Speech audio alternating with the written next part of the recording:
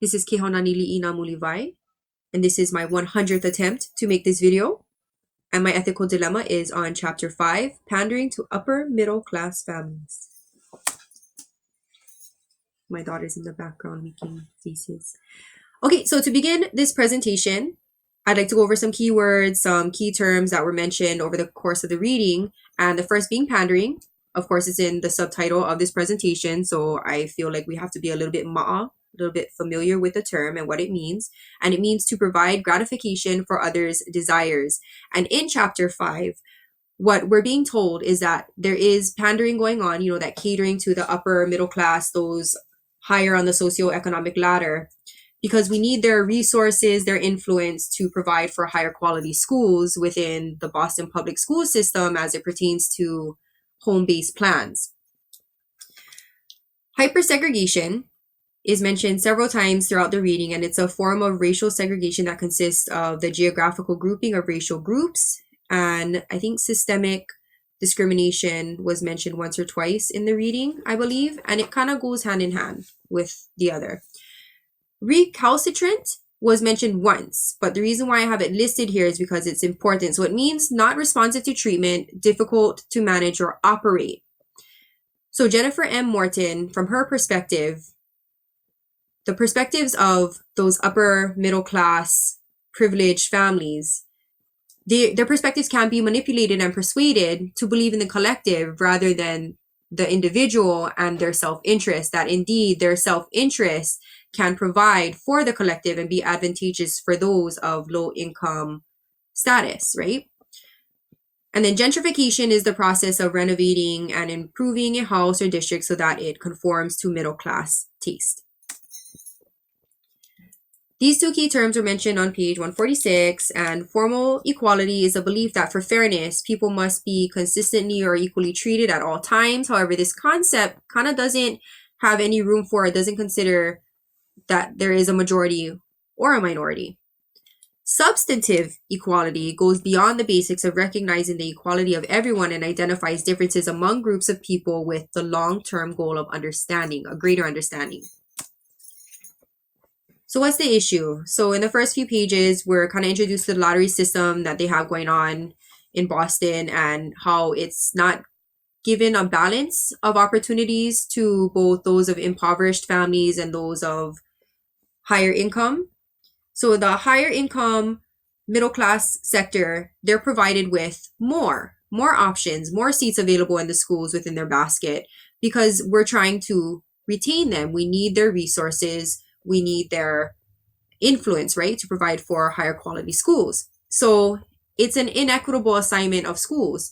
And indeed, impoverished and low-income communities have denser populations, but they're given less options in their basket. So it's not just competitive between the two classes. It's also competitive in the fact that while we're trying to retain them, Boston is trying to retain them, they're being called to places like suburban areas or neighborhood schools that are far more appealing to them, where they can take their resources and influence and put it into a system that is more beneficial for them and their children and their futures. So it is about unequal opportunity, and demographics have a lot to do with it. So in these denser communities, these impoverished communities, they're basically made up of people of color who are already at a disadvantage. So those in the upper middle class tend to be white. So they have the social and economic mobility to move where they please. So they can just up and leave. They can threaten to take their resources with them if they feel that they're not given the choice that they're entitled to. So those threats of exit was something consistent throughout chapter 5, is that they have that power to opt in or out. They can stay, they can leave. Either way, they're going to get what they want, and that's an advantage for them. So it's about collectivism versus individualism. So some parents believe that they'll stay to contribute to the betterment of higher quality schools. Others see it as, no, my children deserve better. I'm going to go to that suburban area. I'm going to go to that neighborhood school for my children and take their resources with them. So it creates an unfair advantage, and some of them are opportunists. So they'll take that unfair advantage and use it. So they kind of hold the system hostage. So because they can opt in or out, and they know that if they leave, that's a loss of resources, they kind of work the system. So it kind of legitimizes the pandering that's going on to that upper middle class, top tier sector. So the solution that Jennifer M. Morton provides, which was my favorite perspective, is that you kind of manipulate them, persuade them to stay.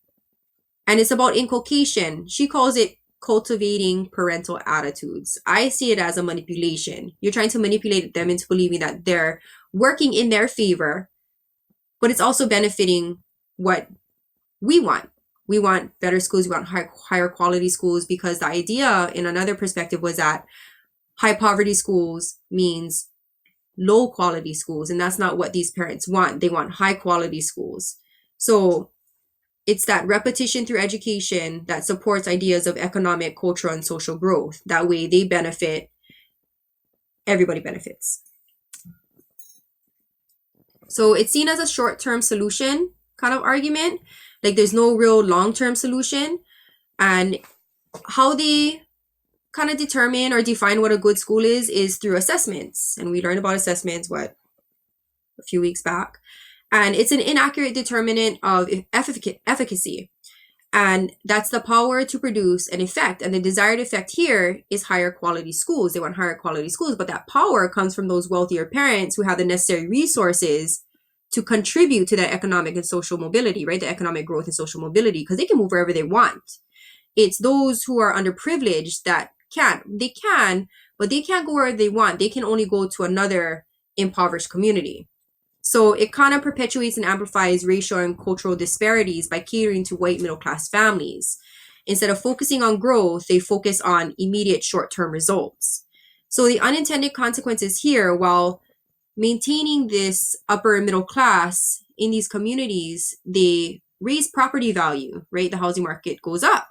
But these property values, while they increase and work in favor of the middle class, they kind of displace the low income families because they can no longer afford to stay in those communities. So they feel it's disrespectful to them, and it's just a continuity of belittlement that they have to deal with. So they opt out while they don't have the necessary means to opt out to go to any place they want to. They have to go to another underprivileged, impoverished community.